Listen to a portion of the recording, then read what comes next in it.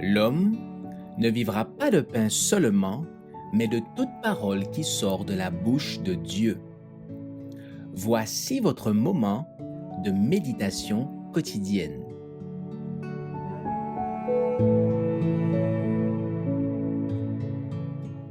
Un législateur bienfaisant, le 4 février. Tu descendis sur la montagne de Sinaï, tu leur parlas du haut des cieux, et tu leur donnas des ordonnances justes, des lois de vérité, des préceptes et des commandements excellents. Néhémie 9, verset 13. La trace merveilleuse du grand Je suis se retrouve à travers toutes les périodes de l'histoire sainte où sont racontées ses voix envers le peuple élu. Jamais il n'accorda aux hommes des preuves plus éclatantes de sa présence que lorsque, reconnu comme seul monarque en Israël, il lui donna sa loi, que l'on vit sa marche effrayante à travers le camp et sa main invisible y présenter le sceptre de son ineffable majesté.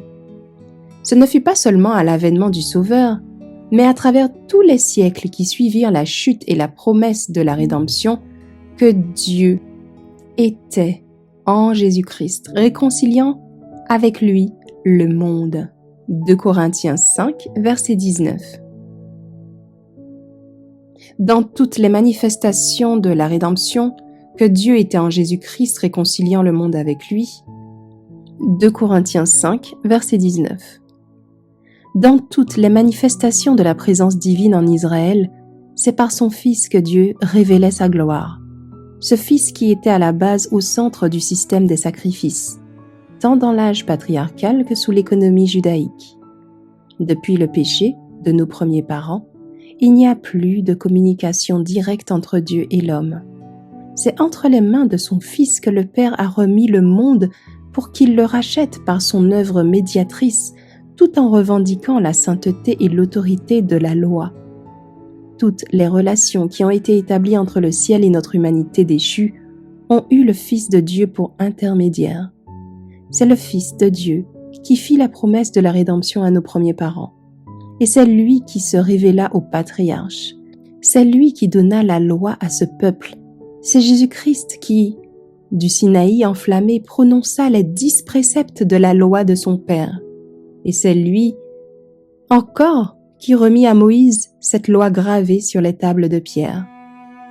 Bien avant de venir sur la terre sous forme humaine, Jésus était la lumière de son peuple et du monde. C'est la première lueur qui filtra à travers les ténèbres dont le péché avait enveloppé la terre et nous est parvenu par Jésus-Christ. Et c'est à lui que nous devons chaque jour, chaque rayon de lumière divine destiné aux humains. Dans le plan de la rédemption, c'est lui l'alpha, l'oméga, le premier et le dernier.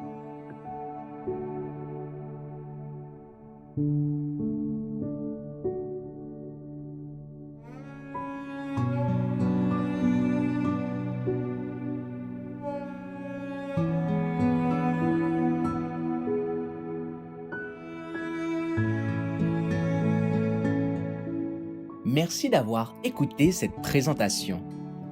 Assurez-vous de nous rejoindre demain pour votre moment de méditation quotidienne avec lereste.org.